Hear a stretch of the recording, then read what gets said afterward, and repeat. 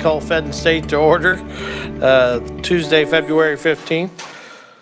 Okay, first thing on the agenda, bill introduction. Senator Longmine. Thank you, Mr. Chairman. The RS is 3229, and it is establishing a state-based insurance marketplace.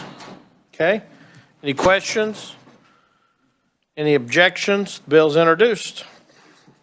Do we have any other bill introductions? Go ahead.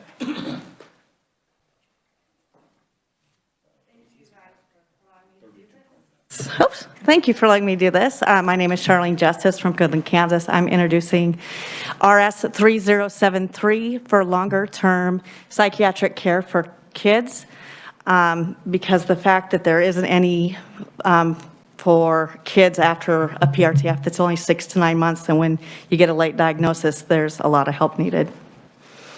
Okay, any questions? Any objections? Bill's introduced, and I know you got with Michael, so we will get with you when we get a bill number. Awesome. Thank you. Thank you so much. Okay, any other bill introductions? Not seeing any, we'll go ahead and move on. A hearing on Senate Bill 394. Jason, you want to give us an overview?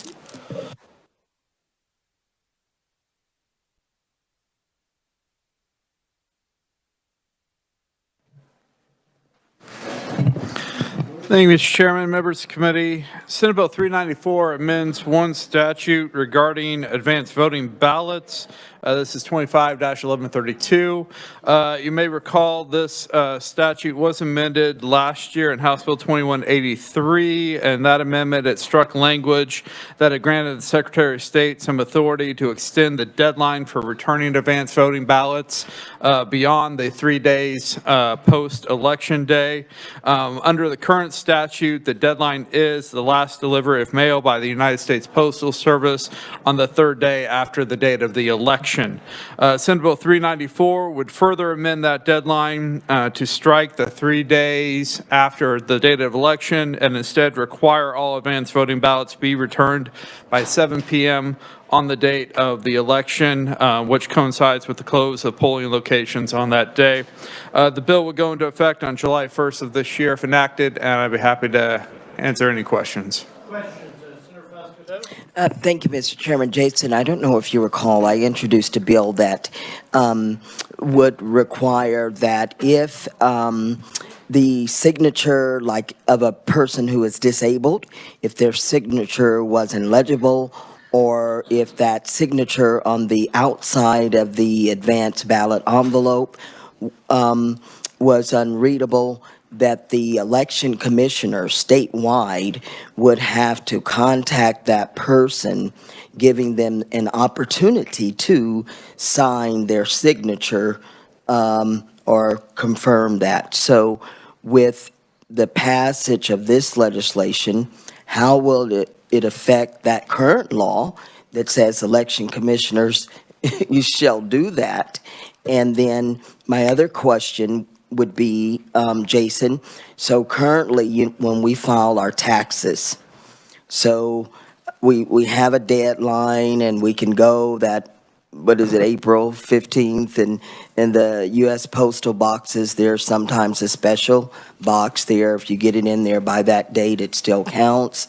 And then the third question of how this legislation would affect, so again, some of us, well, I know for a fact that the Postal Service, even if you mail from here in Topeka, it goes to Kansas City before it's rerouted to wherever it needs to go. And so it has a delay there. So those three things, would we have to alter current law and those other, in the first law I mentioned, to pass this legislation? So the return of the ballots does not impact their validity in terms of verifying signature match that's required under state law. The amendments that were enacted last year do require the county election officer to verify that the signature on an advanced voting ballot envelope matches the signature that they have for the registered voter. And if there is a discrepancy, then the election officer is to contact the voter and give the voter an opportunity for verification that that is their ballot. None of that is impacted by Senate Bill 394. That's current law and would remain the same practice regardless of Senate Bill 394. Yeah, let's, quick Mr. question. Chairman, I Go will, ahead. just to follow up, so just for clarification, though, we're saying the 3 days that you would have kind of, we're eliminating those 3 days to give you that, what do we give people, courtesy? So current law provides that you can return your ballot within 3 days after the date of the election. That doesn't affect whether or not your ballot is accepted or rejected by the county election office unless you miss that deadline, and then those ballots would not be accepted. 394 would require you to have your ballot returned to the county election office by 7 p.m. on the date of election. And if you get it in late, then there would be no voter signature match because your ballot would be rejected for not being returned by the 7 p.m. deadline. That's how those statutes work. Any delays in the postal delivery service, any delays in the voter getting to the county election office prior to 7 p.m., there is no exemption allowed under 394 for that. The ballot would be rejected if it's not in by 7 p.m. on the date of election. Okay, further questions? Senator Reichman. Thank you very much, Mr. Chair. As far as going back to the 3-day delay, does that make a difference on what the date is stamped on when the letter is, when it was sent out? Thank you. No, there's no specification for postmark. The ballot must be returned by 7 p.m., even if it has a postmark date prior to that time and day. Excuse me, I was thinking more like past the date of the election. Let's say the election's on the 4th and it was mailed on the 5th, but it got there within 3 days. As the law is now, that would count. Is that correct? I believe so, yes. I believe it's the receipt of the mail. Wait, I have to go back and check. I think it might have to be postmarked by the election day, but it can be received within those 3 days after the date of election. Thank you, Mr. Chair. Further questions? Not seeing any, we'll go ahead and start in on the hearing. We'll open up the hearing for the proponents on Senate Bill 394. Representative Esau.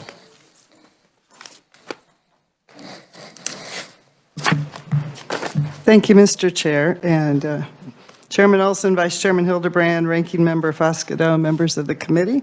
Thank you for hearing this bill and for the opportunity to testify in support of it. As the author of this bill, I thought it might be helpful to know the reason behind it. I've had many constituents come to me with concerns about late arriving ballots, and these are the same concerns that now I've actually heard them for 2 election cycles, 20 and 21. So my intention with the bill was simply to increase the voters' faith in the election process.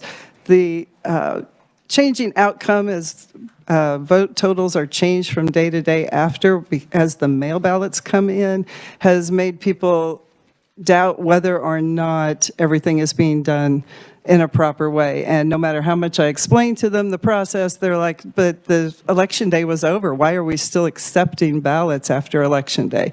So this makes it that you do have to get your ballot in on time. We can, we could accept advance ballots, you can make an advance ballot request, months in advance. So there's no, I have to wait till the last second to request an advance ballot. They're mailed out 3 weeks prior if you do that. Even with the slow delivery, perhaps, of your mail, if you are on the permanent advance ballot list, yours are mailed out that very first day. So you've got plenty of time to look at your ballot, evaluate it, decide what you want to do, return it, and get it there on time. We have secure drop boxes now.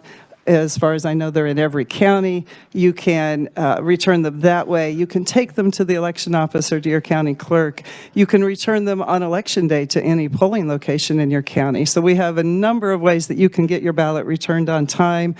And it's challenging enough that, you know, as we try to explain provisional ballots, which you might have with the signature thing, most voters are starting to understand that, but even that can be, you know, a little bit challenging. But adding this to it, we simply have too many people who have lost faith and say they're not even going to vote because they don't trust the outcome of the election. And that is the intent of this bill, and I'm happy to stand for questions at the appropriate time. And I can stay till 11. Okay, thank you.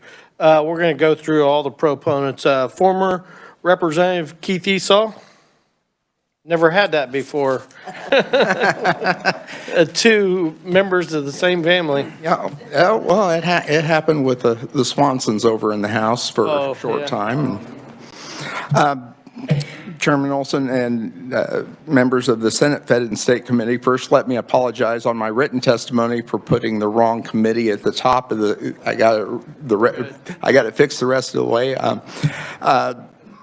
I was the chair of House elections when the original law passed in 2017, which allowed acceptance of the mail ballots after, as long as they were postmarked by election day, they would be accepted for 3 days after. At the time, we thought it was a good way to make sure that all our military ballots got in, and just to provide some cushion because of the increasing problems with mail delivery. Since that time, people have become very aware of the problems of mail delivery. And so, you know, if you want your Christmas card to arrive on time, you make sure you mail it a couple of weeks before.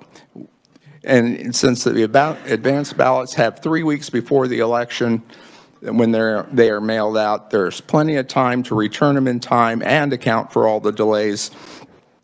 There is no problem having this hard deadline set as we used to have set to receive the ballots in the election office by 7 p.m. And as the other representatives stated, you know, we have many people who are questioning the results of election when they constantly change day after day after day after the election. People expect the results to be mostly right, and they understand that there may be some provisional ballots and that have to be double checked to make sure that we have valid voters. But having ballots arrive after the election is cut off on election day makes people wonder if those ballots really were cast before election day. By setting this hard deadline, people are assured that all the ballots were received and properly cast by the deadline on election day. And I urge your support of SB 394, and I'm happy to stand for any questions at the appropriate time. Thank you, former Representative Esau. We'll go to our next, which is virtual. Stuart, is it Whitson? Whitson? Morning, sir. It's Stuart Whitson. Okay. Chairman Olson, Vice Chairman Hildebrand, and members of the committee. Good morning. My name is Stuart Whitson, and I'm a visiting fellow at Opportunity Solutions Project. OSP is a nonprofit, nonpartisan advocacy organization dedicated to advancing policies that reduce barriers to work and promote free and fair elections by making it easy to vote but hard to cheat. Thank you for hearing this legislation before your committee. I'm submitting this testimony in support of Senate Bill 394. The purpose behind Senate Bill 394 is simple. Election day should be election day. But under current law, election day is not election day. It's 3 days after election day. That's because the deadline for mail-in ballots to be received by the county election office is not election day. It's 3 days after. This is problematic for several reasons. First, allowing ballots to be received days after the election can delay election results. Delay sows doubt. In 2020, we witnessed the problems and controversy caused when election results are delayed, with states across the country, including Arizona, Georgia, Wisconsin, Pennsylvania, and Michigan, experiencing such delays. Allowing absentee ballots not received until 3 days after the election invites this delay and doubt into Kansas elections. And that's not good for Kansas or its voters. The simple change SB 394 would make would help alleviate this problem. Second, Ballots that don't arrive until 3 days after an election can seriously undermine voter confidence in the outcome of elections, especially in cases where a close race suddenly flips after Election Day based on a wave of absentee ballots counted after Election Day.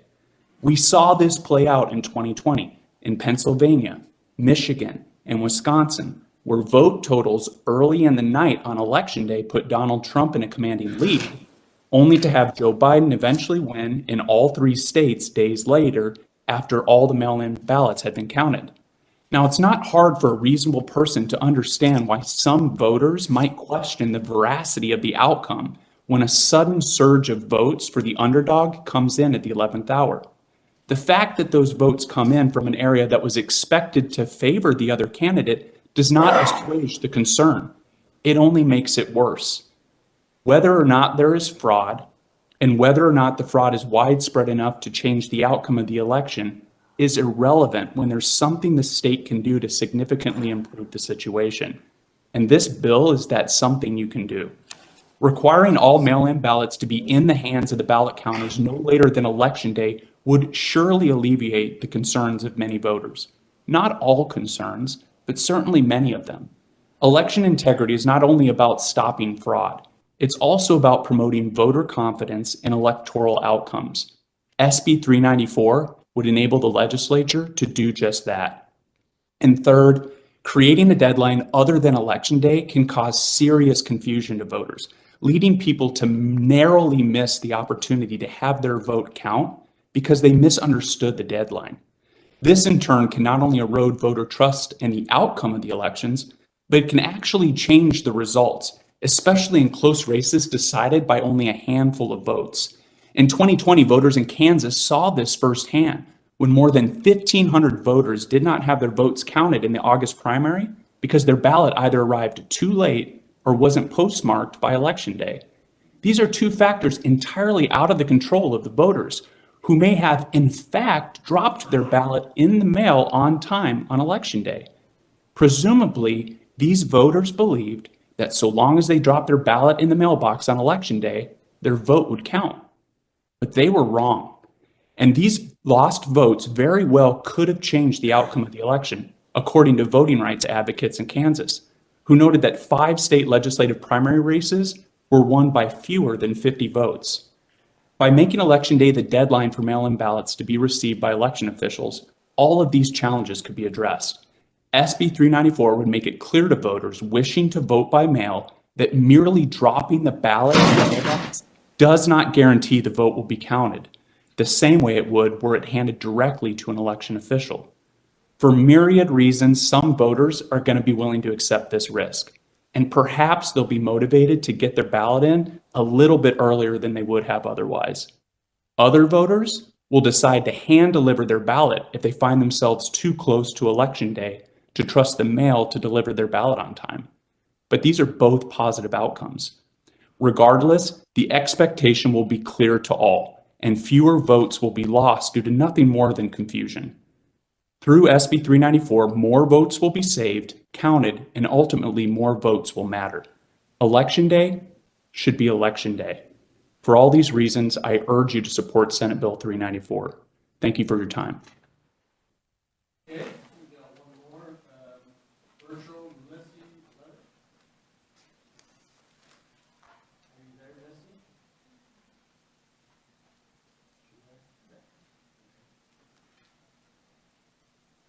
I'm sorry, my mic wasn't on.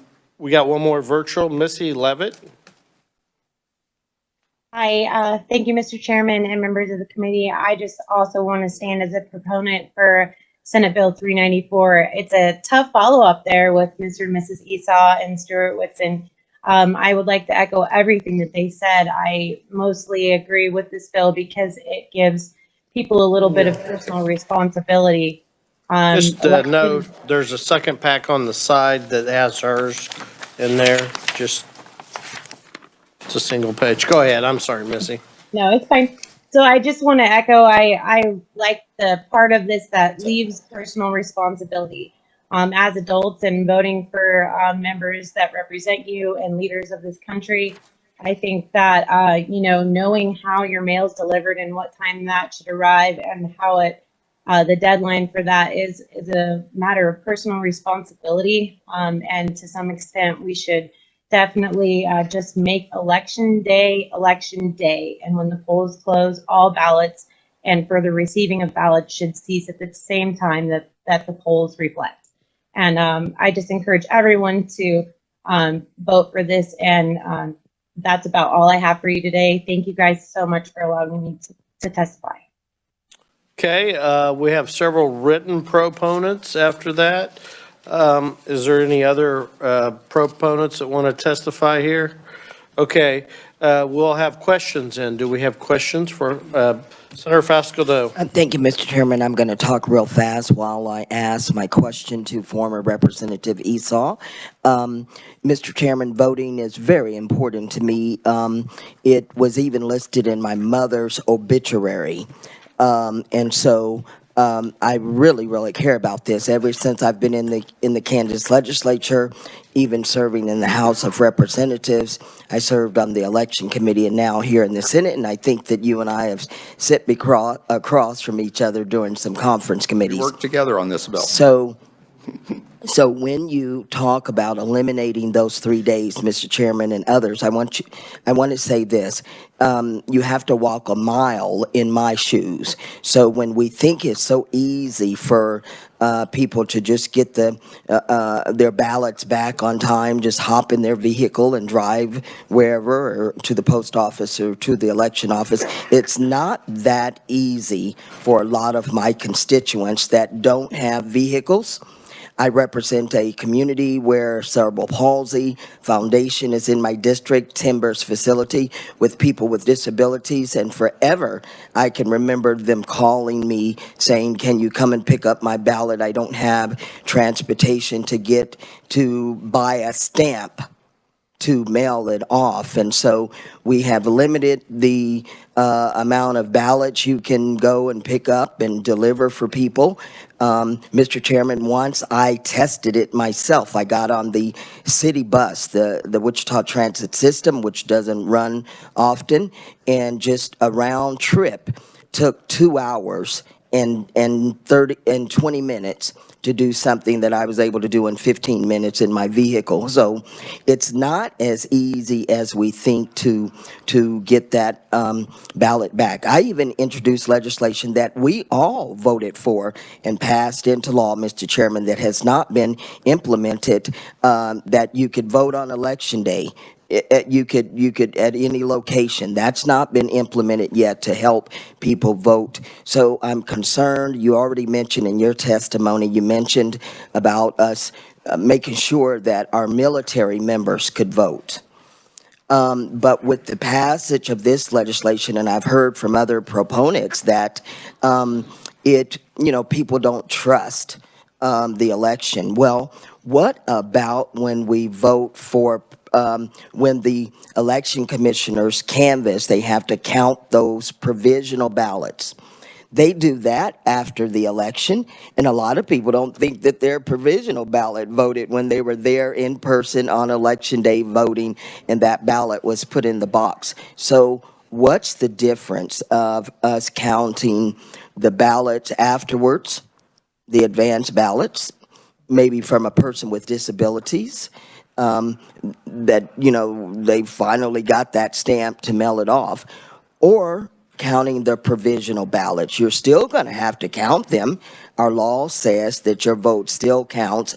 Thereby, we do count those provisional ballots after the election. Thank you, Mr. Chairman.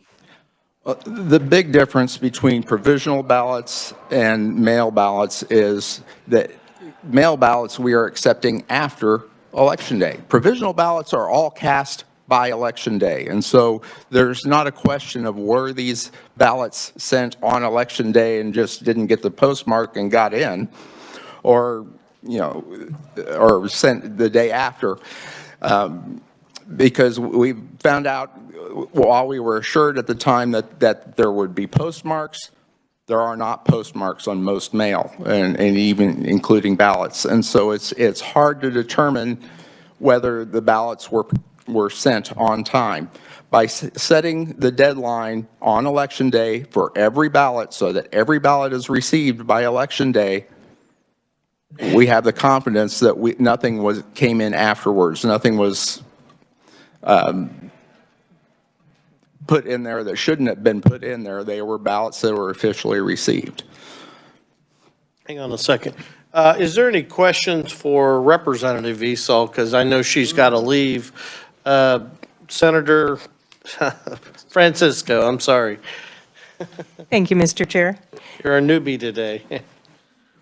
And thank you, Representative Esau. I did note that in your testimony, you addressed the question of provisional ballots. But my question, you did offer the alternatives of the 24/7 drop box, which I think is really important to a lot of my constituents, to be able to deliver that. And a lot of people chose that as opposed to mail. Would you be opposed to a change to Senate Bill 394 that said this change is if drop boxes are made available in at least one location in every county? I hadn't considered that. I don't know if we would want to tie the two together. To me, the drop boxes at this point in time, and obviously we're looking back at this now 5 years after we passed it and going, okay, we thought we were doing a good thing, but there's unintended consequences. So I don't know if we would want to tie the two together in statute or not. That would be a question. But the drop boxes at this point in time do seem to be, you got it in there, it made it. If you drop it at the post office, it may or may not make it. I hate to undermine our faith at our post office, but it takes time for the mail to get delivered. Whereas the drop box, if they are being monitored, if they are being secure in the way that we're being told that they should be, we know that the ballot got in there before the deadline. Okay, quick follow-up. Thank you. I appreciate that you did tie it a bit together in your testimony, and it does help those constituents who now may be working a 12-hour shift and not be able to drop it off at the courthouse or at a polling place. Thank you. I would just add a minor thing, that as long as the polling places are still open, that is an option, and often your polling place may be much closer than that drop box that's sitting down in front of the county courthouse or wherever they've chosen to place it. So that would be a thing. And thank you for all your understanding with when I do have to go. We apparently have final action on a couple of consent bills, so I will have to go at the appropriate time. Okay. Any other questions for Representative Esau? Not seeing. Okay, any other questions for any of the conferees? Not seeing any? Okay. Thank you again, Representative Esau. We'll move on to the opponents. Former Representative Mall.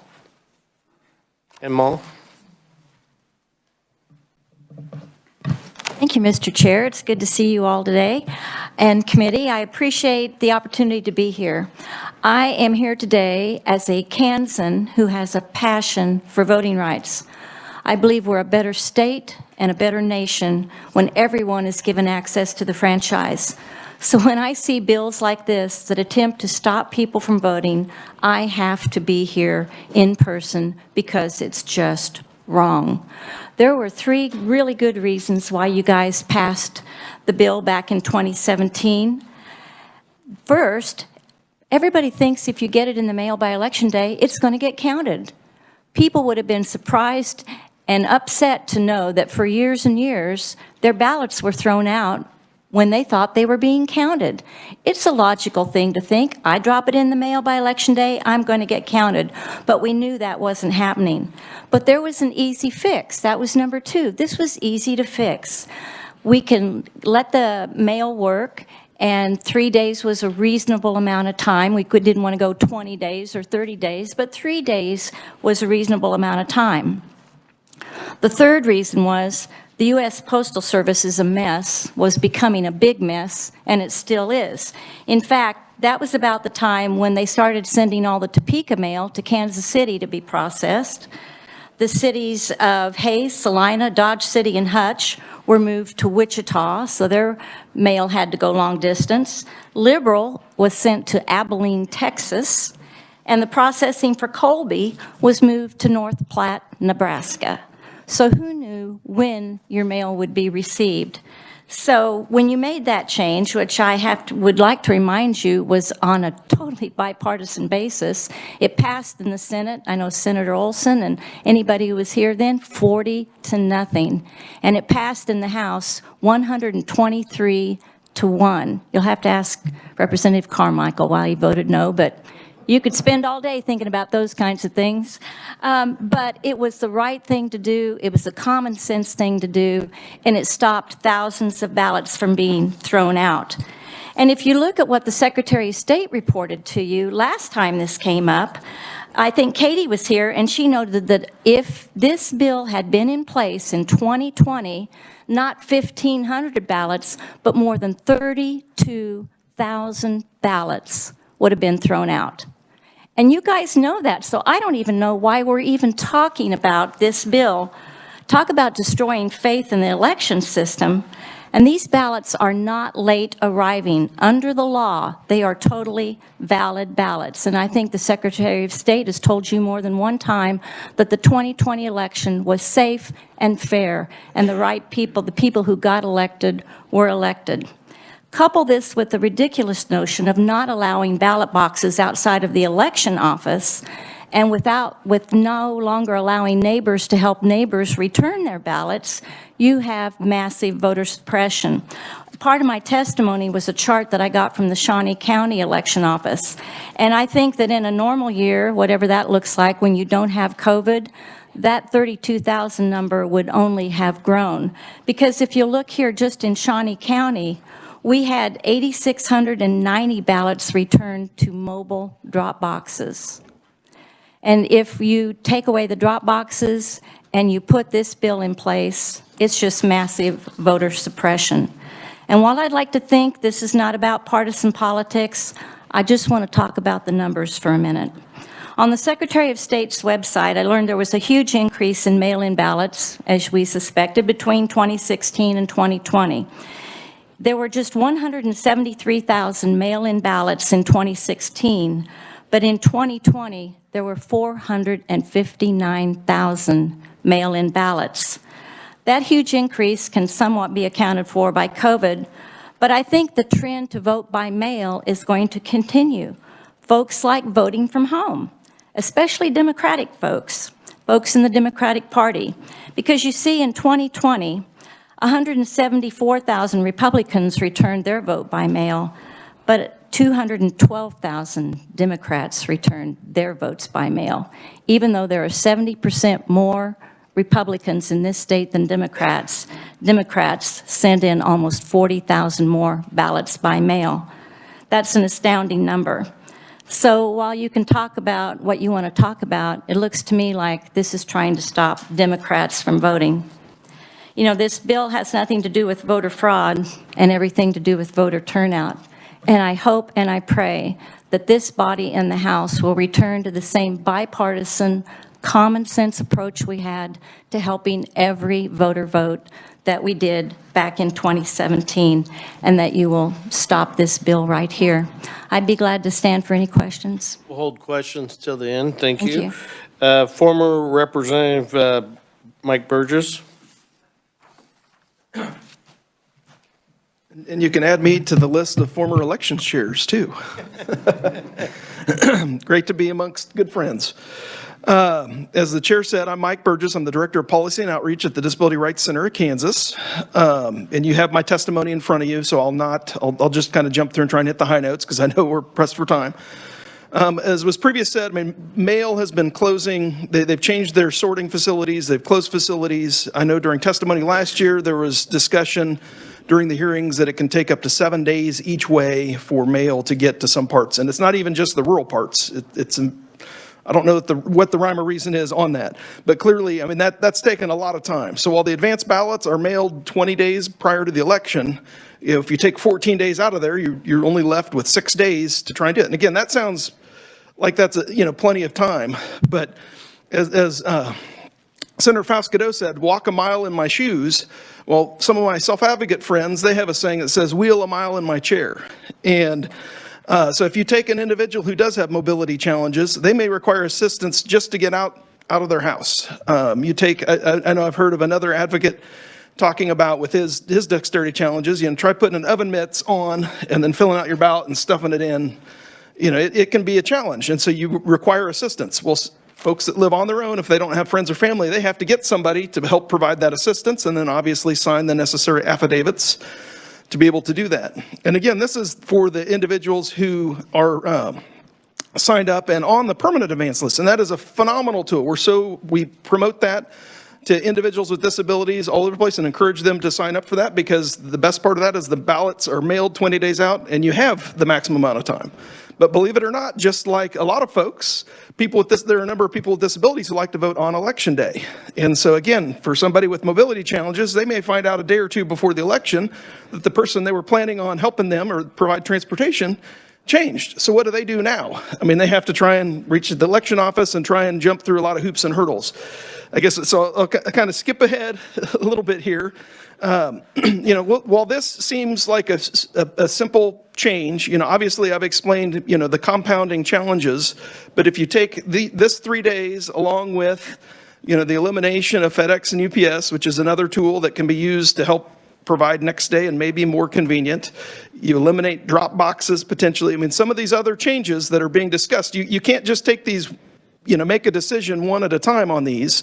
You need to look at the compounding impact and know that in this case, there's going to be people who face additional barriers, such as individuals with disabilities, and they're the ones who will absolutely be impacted by changes such as this.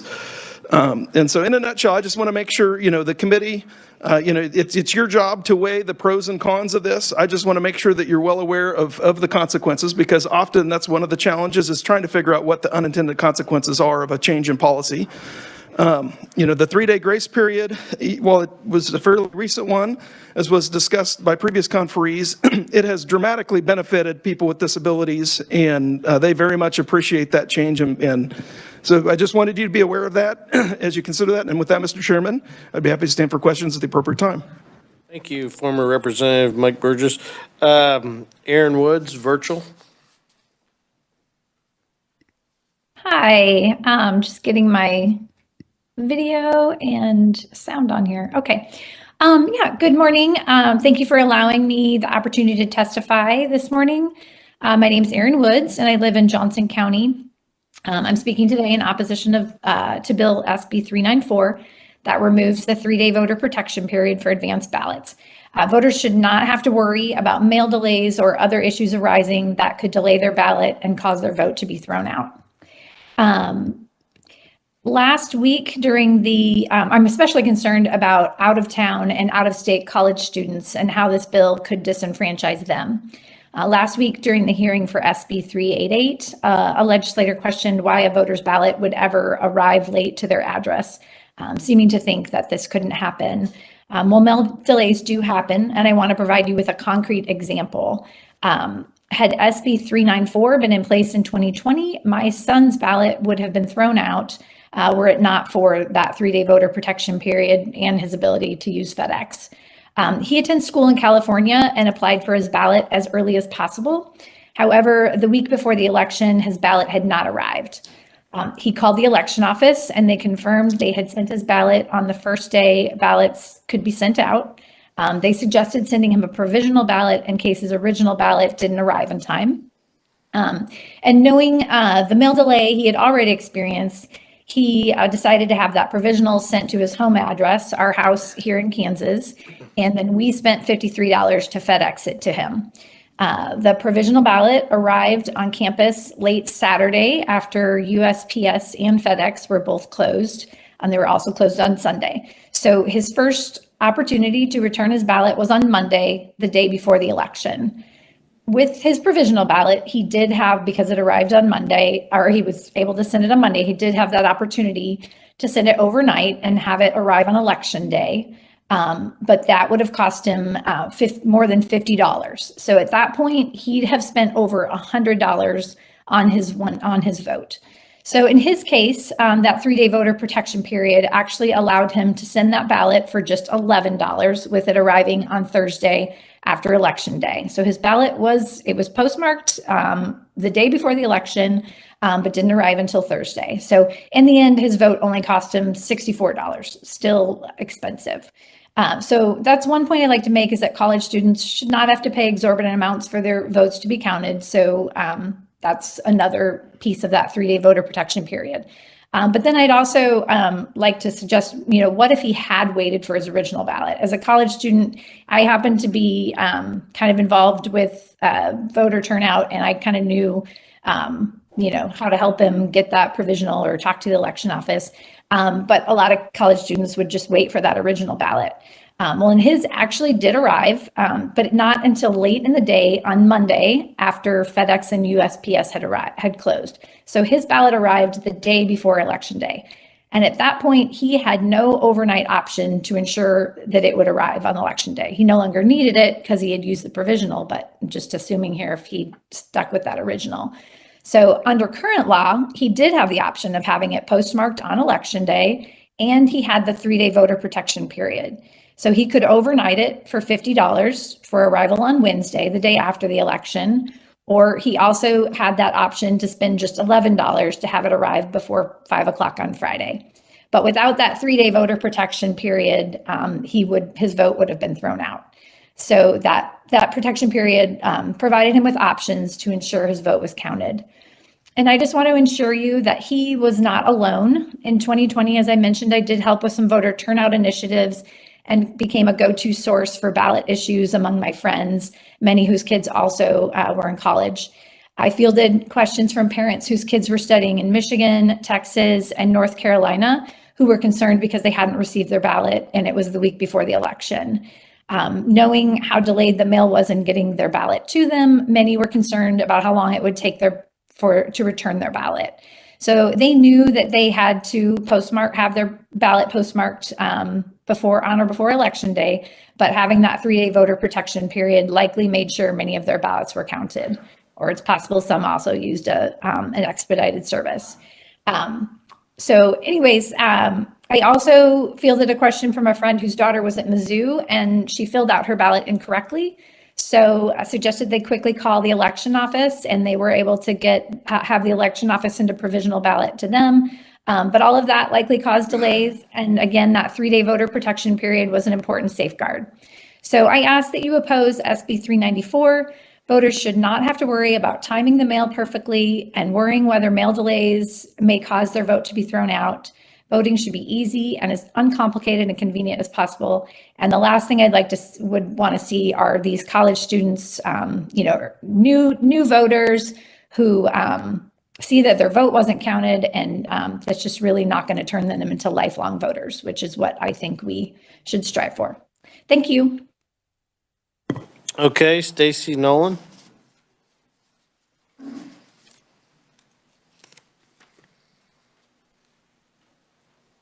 We're going to try to wind this up by the next 15 minutes because we do have one other bill I just want to make sure we get to today. Go ahead. Good morning, Mr. Chair. Thank you for the opportunity to come and testify. My name is Stacy Nell. I know it looks like Noel. I'm married in. It's Nell. I used to carry a visual that said the K is silent and the O is silent, and one of the L's is silent. Maybe that'll help out. So today I'm here to give opposition testimony to SB 394. You have my submitted testimony, so I will not go over that in detail, but I wanted to hone in on the graph. Did the graph come through? And I'll focus specifically on the last 3 lines of what came in through the post office. I contacted Fred Sherman, who is the Johnson County Election Commissioner, and asked him a couple of questions, and he sent this information over. So we see that the election day that year in this is the most recent 2021. So I know a lot of people have talked about the 2020 election, the 32,000 votes, but this is in Johnson County, the most recent election in 2021. And we see that in the election day was November 2nd, and the 3rd, the 4th, and the 5th, 1,478 ballots came in that had valid postmarks after election day. So if we get rid of that 3-day grace period, when we know in municipal elections on off years, getting people to vote at all is sometimes a difficult thing, right? And I keep telling people that those are the most important elections to show up for. I mean, that's where we get city council and school board, most of the, where a lot of hard work gets done. And that's 1,470 people who would have been thrown out. That would have been people who have been disenfranchised. These are people who had followed the rules. They had put it in the mail. It was postmarked before, but they arrived for whatever reason after November 2nd, excuse me. I think that I've heard a lot of people talk about this idea of personal responsibility, but it does seem to be a guessing game as to when is that magical last day to get something in the mail, even as we've heard that a lot of mail is not processed locally. It has to go to Kansas City, Missouri, or Nebraska, or various places. And so even as here, I'm standing here as a representative of the African American community. I think Senator Faustido has spoken very clearly and eloquently about how any hurdle that makes it harder for people to vote will disproportionately affect the African American community. What I am taking away from what I'm hearing is that these hurdles will also impact rural Kansas, right? I mean, there are a lot of people who are going to be impacted by getting rid of the 3-day grace period. Let me check my notes to make sure I stay on topic. Many people feel that voting is a core right for us as Americans. This right has not always been extended or even allowed to people in the African American community. I would hate to see us moving backward in the area of voting rights. Moreover, I did hear testimony this is going to impact more than just African Americans, but people in rural communities or the disabled community as well. This bill, taken with the bill from last week seeking to eliminate ways to expedite turning in ballots, and a future bill that seeks to eliminate ballot drop boxes, all add up to an election system that makes it harder for people to cast their vote. So I would please ask you to vote against this bill and seek to extend voting rights to everyone. Thank you very much. Sorry, thank you. Caleb Smith, virtual. Thank you very much. Members of the Senate Committee on Federal and State Affairs, my name is Caleb Smith. I'm with Kansas Appleseed, and we are opposed to Senate Bill 394. So Senate Bill 394 imposes a deadline for advance mail ballots that's just simply not within voters' control, the speed of the mail. So this bill prioritizes the election night spectacle and entertainment value of having a quick, clear winner on election night over the ability of Kansans to have their voice heard and their votes counted fairly and accurately. It's important that everyone has the ability to exercise their right to vote. That's a value that I think everyone in this room shares, and we share it not just because it's the fair thing to do, the just thing to do, the right thing to do, but also because statistics show that the health of Kansans literally depend on it. Studies show time and again that barriers to the ballot box just continue health inequalities, as communities with better voter participation consistently report better health outcomes than communities who do not. If this bill were to become law, all that it would accomplish would be to disenfranchise voters. For example, during the 2020 elections, over 32,000 voters would have had their votes thrown out. Rural communities are one such community that would face particular challenges. These communities are often hit hardest by lack of resources and just longer distances to polling places. And one of the statistics that we found interesting was that for every mile from a polling location, voting participation drops by 1.1%. And that's on the conservative end of the spectrum. Some of the newer studies coming out show a drop of up to 14% for every extra mile from a polling location. People with disabilities are the other community we wanted to lift up, as this is an often disadvantaged community that will be disproportionately affected by this bill. Voters with disabilities are significantly more likely to cast their ballot by mail than the general population, and they're more likely to need assistance with voting, as noted by other conferees. And because of this, they're more likely to send their ballots in later in the process because it just takes time to get this assistance, which frankly makes it more likely that they're going to run afoul of this bill as they have to mail in that ballot just a little bit later. So just to sum up, removing the 3-day window for delivery of timely sent ballots is an arbitrary decision based on media coverage of elections rather than sound policy. It's policy rooted in entertainment rather than good civics, and we urge the opposition to Senate Bill 394. Thank you for the time, and I would be happy to stand for questions at the appropriate time. Thank you, Caleb. We got, the next one is David Hammett. And we're kind of running tight on time, so if we can go about a minute and a half, that'd be appreciated, if possible. Just hit your target. Go ahead. Thank you, Mr. Chairman. Chairman Olson, members of the committee, this is probably the most dangerous, harmful bill to Kansas's democracy that has been introduced this year. This bill would, as was stated, whenever people said over 32,000, what they're referring to is the Secretary of State reported that in the 2020 general election, there were 32,367 Kansans who had their votes that had been mailed before or on election day. They were postmarked. They had to have a postmark on it to be counted. Those are the votes you are right now before you talking about throwing out. 32,367 Kansas citizens' votes. I hope you feel the gravity of that. And I also want to mention something that the Opportunity Solutions project person had mentioned before, where they talked about, actually, I think they were citing some research that I did on close elections, and they talked about the 55 races won by 50 or fewer votes in the 2020 primary. Well, one of those was won by 18 votes, and that was Senator Peck beating Senator Goddard. Mail votes were a part of that. This is not a partisan issue. This is about trusting the outcome of election. Take that Senator Peck's win. Well, what if they had looked and said, oh, well, 600 people's votes are thrown out, and here's the people, and what if you learn that was your vote? Because we will be able to tell that information. This is a huge issue. This bill is just frankly a disaster. The 3-day grace period is an important thing. It was passed with bipartisan support, unanimous support. Mr. Chairman, you voted for this grace period that is being discussed being abolished. I see.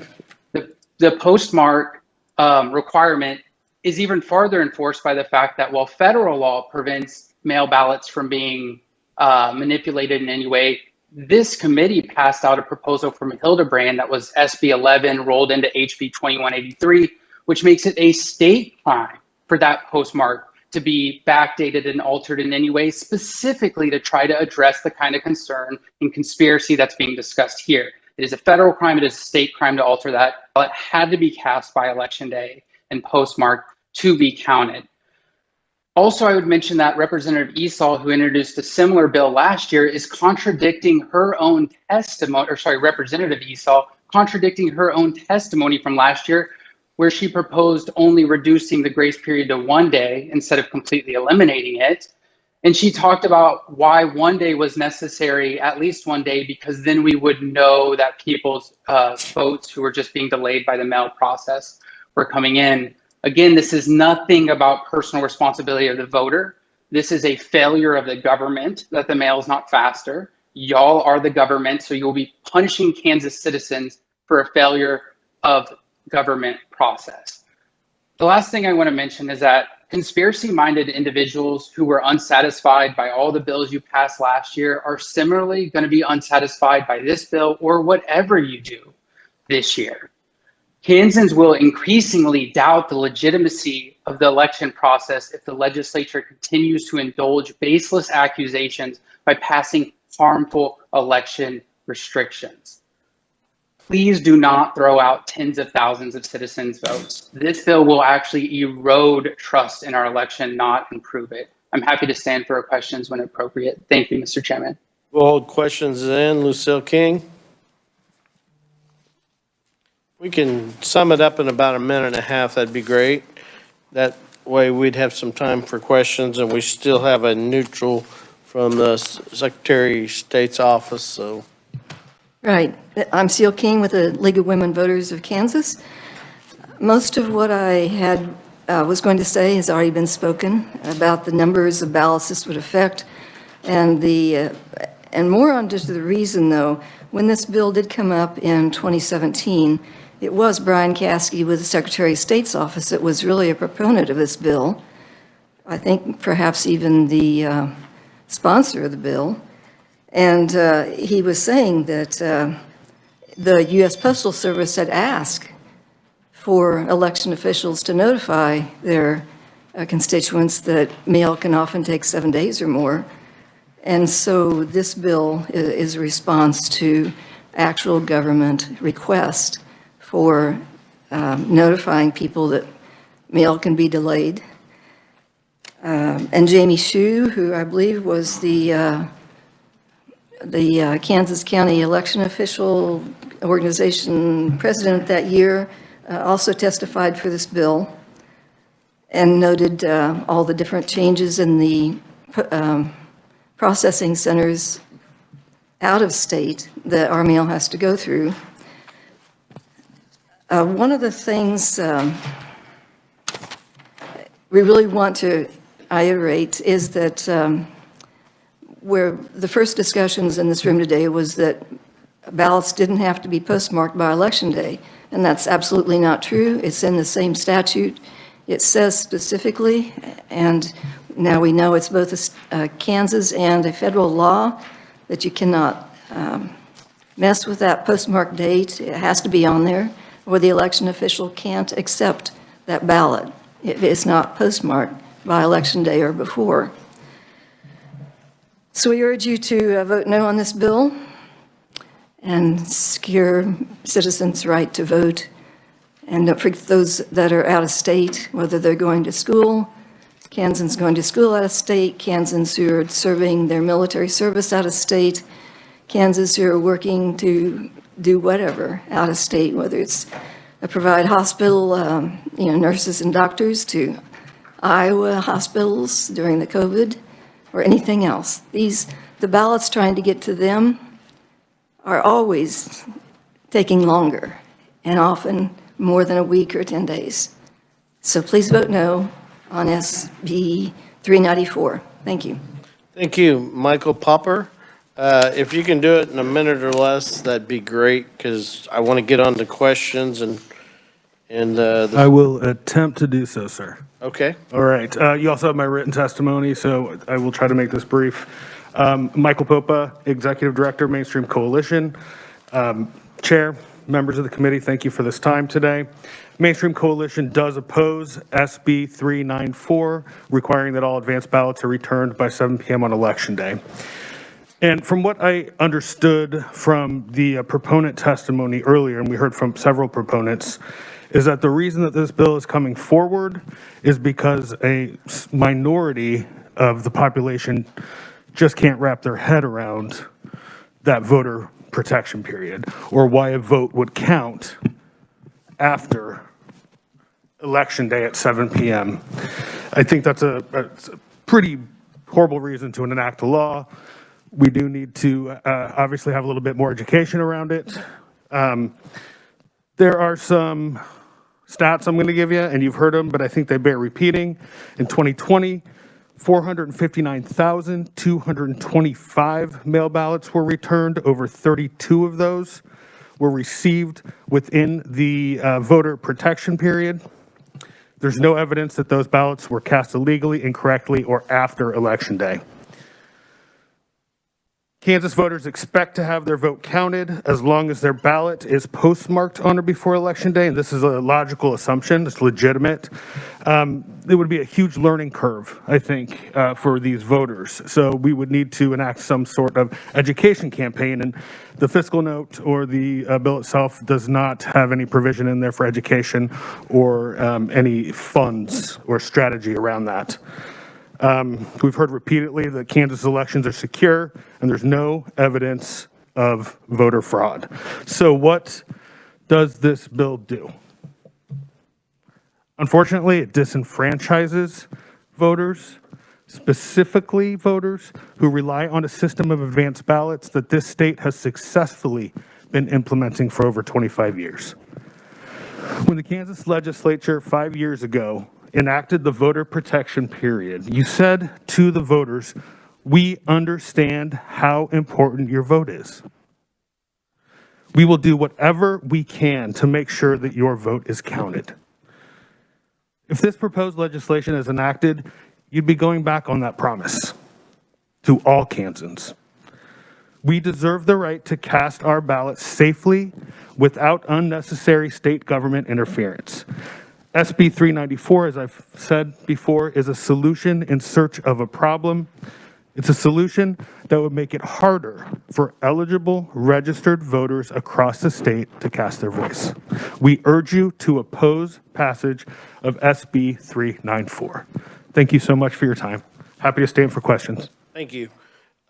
Questions. We only got time for a couple questions. So do we have any questions? Okay, not seeing any. Nope. Senator Fasquedo. Thank you, Mr. Chairman. My question is for former Representative Mike Burgess, who also represents people with disabilities.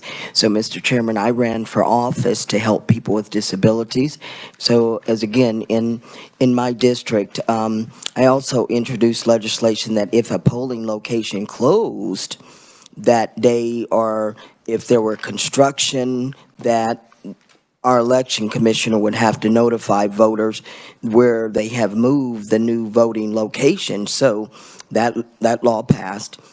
So as I said, I represent people with disabilities in my district. And so there was a location where they could roll over there in their wheelchairs and vote.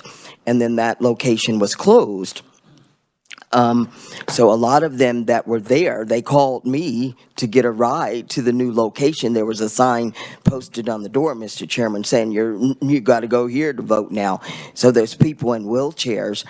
Since our Sedgwick County Commissioner just automatically mails out advance ballots to people, and your vote is counted, whether you mail the advance ballot back or you could still show up in person and vote.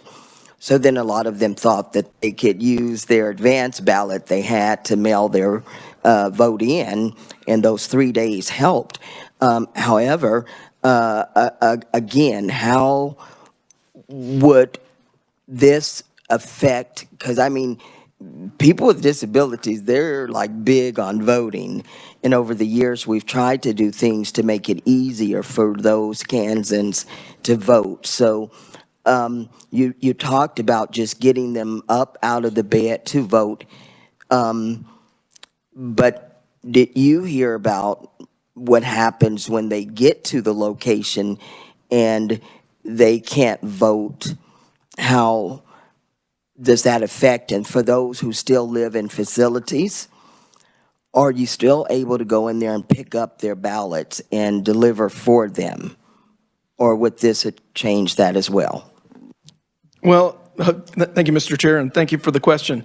I'm going to try and unpack all of that because there's kind of a lot of different pieces of it. I mean, so first, as I said during my testimony too, I mean, transportation for individuals with disabilities, it isn't always as simple as it is for a lot of us. For folks who have to use paratransit, often you have to arrange for that days in advance. And typically it's kind of like the cable company. They give you a window for when they're going to show up, and hopefully they hit it. So when you're trying to work around your schedule, work and everything else to be able to take advantage of that transportation to go vote or to return your ballot, you know, that it's a lot more complicated.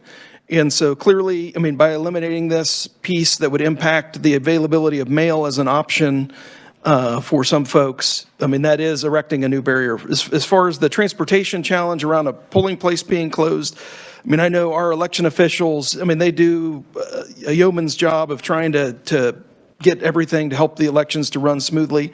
You know, I wasn't aware of any specifics around that case, but I do know, I mean, they do try and make every attempt to notify voters and minimize those interruptions. You know, obviously there's road construction and other things that are outside of their control that make it a challenge. But I think, you know, clearly this will add yet another barrier, potential barrier to anything like that's going to happen, you know, because life works that way sometimes. Okay, Mike, I know that Hang on, okay? I've got one other neutral here that wants to talk, and, you know, we're running out of time. Mr. Chairman, order, please. I am. You know, this committee is here, and it runs over, I've been on this committee for a long time, and sometimes it runs 2.5 hours. And so, you know, perhaps important issues like voting, we shouldn't have so many. And I was just wanted my last question answered of, are you still able to pick up ballots from people with disabilities in their facilities? And you can just answer from there, yes or no. Go ahead. All right.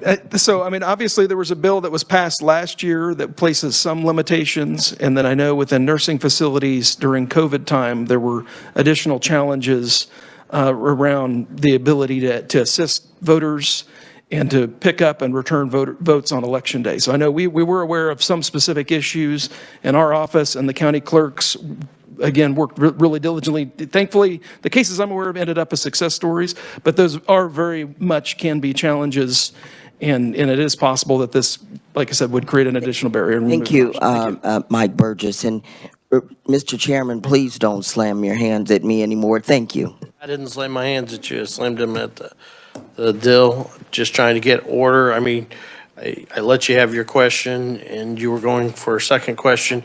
I'm going to ask Andrew to go over and look at the whole question and make sure it was answered. And if it wasn't, then to get the information out. Go ahead. We are now on to the neutrals. We're running out of time. We've got another bill. People are waiting to testify. So go ahead, Clay Barker. Thank you, Mr. Chair. Clay Barker, General Counsel, Secretary of State's Office. We are neutral on this bill. And I will fill in some mechanical provisions that haven't been brought up by the other conferees. You've heard arguments for and against, and clearly it's a policy decision for the legislature. First of all, granting the extra 3 days for postmarked mail ballots was part of a compromise. It also included moving earlier in the process the time to request mail ballots, and that was because the legislature realized the Postal Service was taking longer and longer to deliver. This bill would reduce the administrative burden on county clerks because it would be one less thing to do after the election, receiving and processing ballots. They've got a lot of things to do right after the election, including conducting audits, chain of custody, and other events. It would also, as previously mentioned, make the unofficial election night results closer to the canvass results, although there are still ballots that are counted after election that aren't part of the canvass. Write-in ballots, spoiled ballots that need a special board to evaluate them, and sometimes mail ballots that arrive on Tuesday, so they wouldn't be affected by this bill but can't be processed till the next day with all the security screening. We don't have a solution to the ever-slowing U.S. Postal Service issue. And on the point that about 32,000 people voted, or their ballots arrived in the 3 days in 2020 election, we all know 2020 was kind of an odd election. And I couldn't tell you how many of those people would have voted in a different manner if the law had changed. If that extra 3 days wasn't there, they may have taken other precautions, like checking to see if their ballot had arrived on Monday and voting provisional on Tuesday or something to that effect. And if there are any questions, stand for them at any time, Mr. Chair. Okay, questions? Senator Francisco. Thank you, Mr. Chair. I'm wondering if the Secretary of State has any information on the total number of ballots that were rejected because they didn't have a postmark, and then if they have the number that arrived after the 3-day deadline. Senator Francisco, I don't have it with me. I believe we can get the reasons the provisional ballots were rejected and get that number to you, rejected for not having a postmark. And I'm not sure if we'll be able to pull out the number that were rejected because they arrived Saturday or after, because they may have been lumped in with a larger category, but I'll check on that also for you. Thank you. Any further questions? Not seeing any. Thank you, Clay. We'll close the hearing on Senate Bill 394. We'll go ahead and open the hearing on 418. Jason, you want to give us an overview?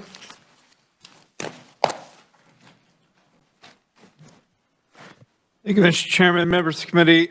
Real briefly, KSA 25-125 was enacted last year in House Bill 2332.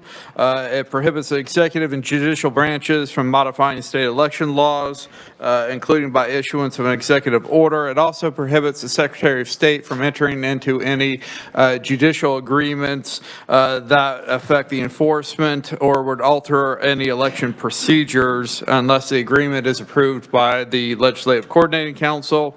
Senate Bill 418 expands that particular provision of the statute to also bar the governor and any other officer of the executive branch from entering into any such consent decrees or judicial agreements or any other agreement with another party regarding the enforcement of election laws or altering any election procedures unless it is prior approved by the Legislative Coordinating Council. That amendment will go into effect on July 1st of this year. I'd be happy to answer any questions. Questions, Senator Hildebrand. Thank you, Mr. Chairman. And Jason, thank you for the explanation. Quick question, a consent decree, is that binding? Typically, it is when the court has signed off on the agreement, the parties have entered into an agreement, then it is a binding agreement on the parties. That'd be considered something like a law then? I mean, it's subject to penalties of the court being brought before for contempt of court for violations. It's binding in that sense, not in the sense of an election statute. Okay, thank you. Other questions or comments? Not seeing any. Thank you, Jason. We'll go ahead to our first proponent, virtual Stuart Whitson. Good morning, sir. Stuart Whitson. So Chairman Olson, Vice Chairman Hildebrand, members of the committee. My name is Stuart Whitson, and I'm a visiting fellow at Opportunity Solutions Project. OSP is a nonprofit, nonpartisan advocacy organization dedicated to advancing policies that reduce barriers to work and promote free and fair elections by making it easy to vote but hard to cheat. Thank you for allowing me to submit this testimony in support of Senate Bill 418. To understand why Senate Bill 418 is such an important bill for Kansas and the integrity of its elections, we must go back to November of 2019. According to a press release by Governor Kelly's office, not issued until almost 2 years later, it was then that the governor hatched an agreement with a coalition of organizations led by a left-wing group known as Demos to modify Kansas election procedures in the lead up to the 2020 election. Now, the group Governor Kelly met and negotiated with, Demos, is the same organization that helped craft the plan President Biden is currently carrying out at the national level, which aims to use federal agencies with offices in states across the country to circumvent state election laws and engage in get-out-the-vote efforts for the left. Both the former president as well as the former director of legal strategies for Demos now work for the Biden administration and have been placed in key positions within the administration to help carry out this plan. Recognizing the serious ethical, legal, and constitutional concerns this plan raises, 36 members of Congress recently signed a letter launching an investigation and demanding documents and answers. Now, as Congress steps in to stop this federal level plan hatched by Demos and the Biden administration, the Kansas legislature finds itself in a similar position, needing to step in and stop a state level plan and any future plans between Demos and Governor Kelly that also raises serious questions and concerns. SB 418 offers a major step in that effort. Now, as I stated above, Governor Kelly claims to have met with a coalition led by Demos back in November of 2019. Sometime after that 2019 meeting, we don't know precisely when because the governor's office has not released this information to the public, Governor Kelly unilaterally entered into an agreement to mail hundreds of thousands of voter registration forms to a targeted subgroup of Kansas voters, those receiving welfare benefits from 2 Kansas state agencies. Then, on October 1st, 2021, almost 2 years after the initial meeting with Demos took place, and almost 1 year after the agreement was executed, Governor Kelly's office issued a press release detailing the agreement. The statement claimed, and I quote, "The effects of this agreement have already started with KDCF and KDHE sending over 277,000 voter registrations through remedial mailings prior to the November 2020 general election." Closed quote. Interestingly, except for a handful of lines, the governor's entire press release was a word-for-word copy of the press release issued by Demos on their website a day earlier. The governor claims her unilateral agreement made behind closed doors binds the state of Kansas to its provisions until June 30th of 2025. Few, if any, outside of Governor Kelly's staff can even articulate what the provisions are that Kansas is now supposedly bound to, since the agreement has never been publicly disclosed. This agreement raises serious ethical and legal questions. Who precisely were these 277,000 registrations sent to? Were they sent disproportionately to likely Democrat voters, or in another manner that would benefit candidates of the governor's political party? Who specifically arranged this meeting between the governor's office and Demos, and who attended? Did the governor or her staff receive any benefits or promises of benefits in exchange for meeting with Demos or for locking Kansas into this agreement? While we cannot answer these important ethical and legal questions today, there is a more fundamental question we can answer. Whichever political party the governor happens to hail from, should she or members of her staff have the power to unilaterally modify election laws or procedures, or to enter into any agreement or consent decree regarding the enforcement of an election law or the alteration of any election procedure without specific approval by the Legislative Coordinating Council? This bill, SB 418, answers this question with an emphatic no. No, the governor cannot enter into agreements like this. No, she cannot unilaterally alter state election laws or procedures to benefit her party. And no, this will not be tolerated any longer. In the end, Kansas election law and procedures should not be subject to changes made behind closed doors or in backroom dealings by the governor and her staff.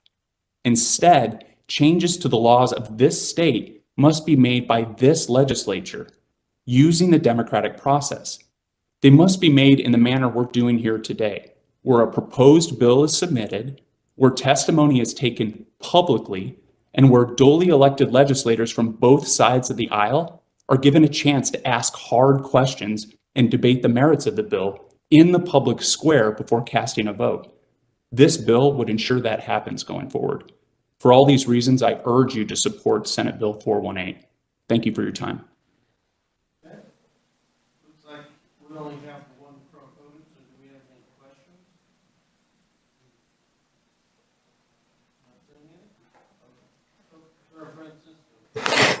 Thank you, Mr. Chair. You know, I understand that voting registration forms and that process is made available at the DMV offices throughout the state. Are you objecting to simply sending out voter registration forms, albeit to a specific group of citizens? To clarify, is that question directed to me? It is. Yes, I'm sorry.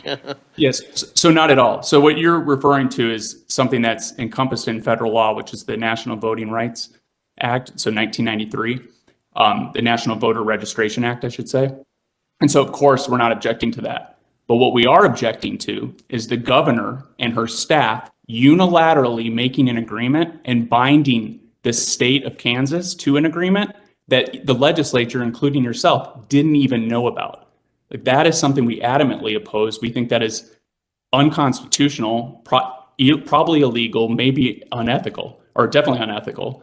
And so it's something that has to be stopped. So that's something we strongly oppose. And this bill 418 would make sure that happens with any governor, no matter what party they're from, should not be able to do something like this. And that's what this bill would stop. Okay. Go ahead, Senator Francisco. Thank you, Mr. Chair. So I'm still trying to understand, is what we're trying to stop sending out voter registration forms to a specific group of citizens, many of whom would not be in a position to take advantage of the process that already exists at our DMV? Or is the problem we don't really understand all what was in that contract? Okay, go ahead. So I guess short answer is no. We wouldn't oppose that if that's in accordance with federal law. But the question is, if there's a deal going on in a back room and the legislature doesn't even have visibility on it, there's a question of whether the law is even being followed. Does that answer your question? Go ahead, respond. Okay, more importantly, is there a law that was broken? The short answer is we don't know, because this was done behind closed doors. So there really is no way to know if a law was broken. And so that's why this bill is so important, because if you stop these kind of agreements and if you make these kind of things, you put some transparency and you shed some light on them, then you would actually be able to definitively say whether the law has been broken or not. But because this was done behind closed doors, because no one's even seen the details of the agreement, no one knows why the meeting was set, no one knows who set the meeting, if there were any benefits exchange, any of those things, we don't know if this is illegal or legal. We can't definitively say that. Okay, Senator Francisco.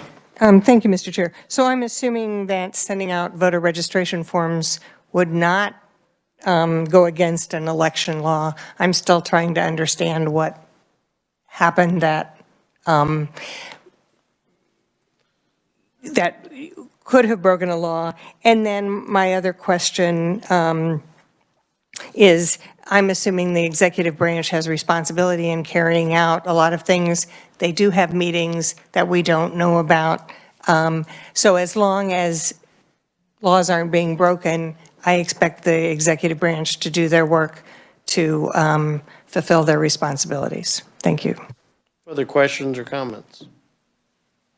Okay, not seeing any. We'll move on to the, okay, is this written only on the opponents? Laura Miller? Okay, I think that's written only. Okay, do we have any other opponents or neutrals? Not seeing any. We'll go ahead and close the hearing on 418. I want to try to work a bill or two before we leave today. And the bill number is 369. I believe there's a balloon. We're actually gonna do a couple things here. You want to kind of just give a quick background on 369, and then we can. Yeah, let's do that. So we have an amendment on 375. I think the first amendment is just a cleanup, right?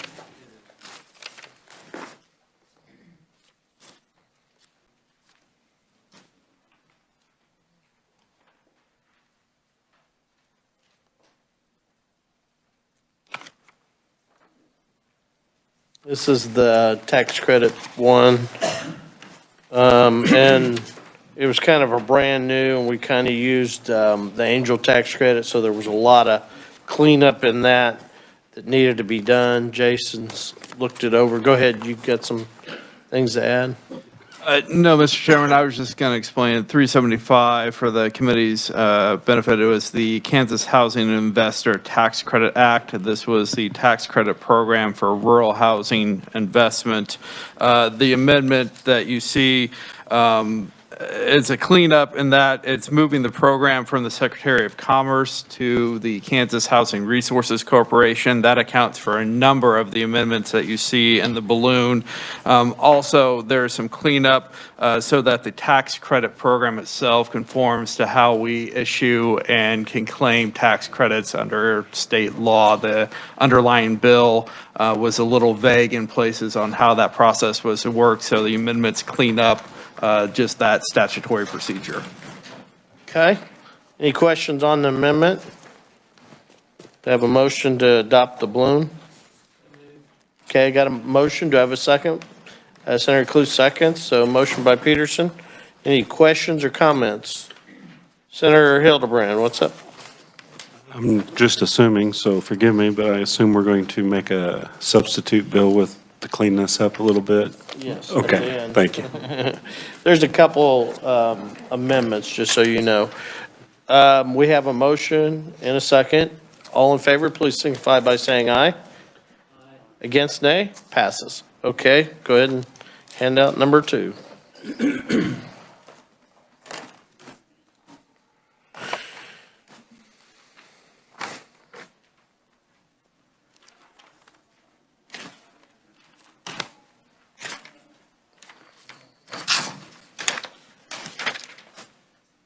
What this amendment is, I talked to Senator Straub, and this is something I've always heard when I'm working on stuff that we never get it to the rural areas of the state. So the 8,000, the size of the counties of 8,000, the tax credit would go from 30,000 up to 35, and it would have 2 million would go there, and then counties of 25,000 or less, the valuation would go up to 32,000 with 2 million or less designated to both of them, or 2 million or more, not less, to each one of them groups. What I'm trying to do there is make sure we're targeting money to the smallest counties in the state, and we're just putting some guarantees in there, and we tweaked that 30,000 amount and upped it a little bit for them smaller counties. Any questions? Is that pretty much, did I say it right? Do we have a motion on the balloon? Okay, got a motion. Do I have a second? Second by Hildebrand. Longbine made the motion. Any questions or comments? All in favor, please signify by saying aye. Aye. Against, nay. Passes. Okay, one more. Yeah, we can say it now. Yeah, yeah. Okay, so we'll take up 369 now because we're going to move 375 into 369.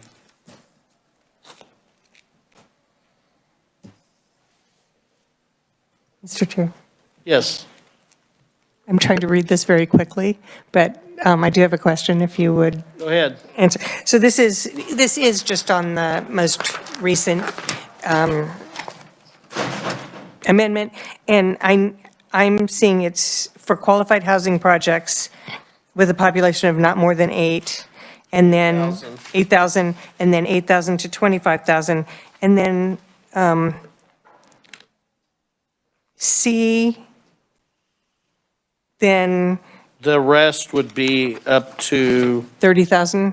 no, it's, what was that number? Is it, oh, is it 30? Okay.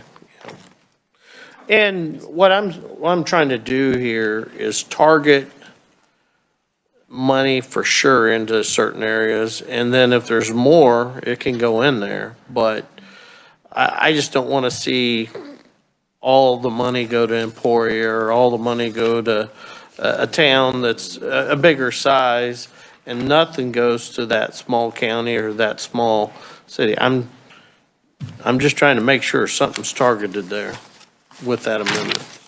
So then the restrictions under 3 for not less than 2 million will go to the populations not more than 8,000, and then 2 million, and then the rest of the money could go to anywhere. Okay.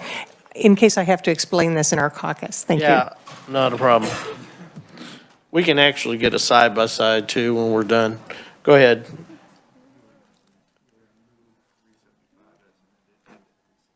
Okay, we want to move 375 into 369 as amended.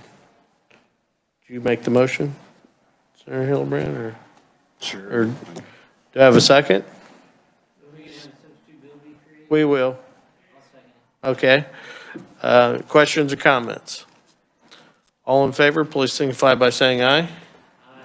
Against, nay. Passes. Okay. Okay.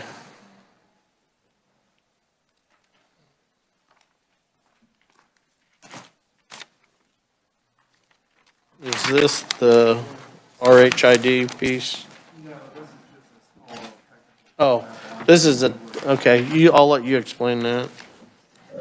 Mr. Chairman, members of the committee, the balloon that was just handed out are just a few technical amendments to remove some unnecessary definitions. It was pointed out that those terms do not actually appear in the remainder of the bill, and so there's no need to define them. I'm talking on page 1, lines 15 and 16, and page 2, lines 1 and 2.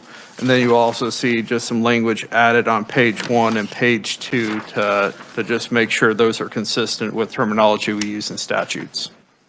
Okay. Peterson makes the motion. Do I have a second? I'll make the second. Any questions or comments? All in favor, please signify by saying aye. Against, passes. Okay. Is that the RHID? Don't worry about that. I don't think I'm going to put that in. Yeah. Okay, so then we just need a. Oh, yeah. Okay. What I would like to do, 369 as amended, I would like to put it in House Bill, clean out the contents, and put it in House Bill 2212, 369 as amended, and make it a substitute bill. Is that right? Insert the contents of 369 in as amended.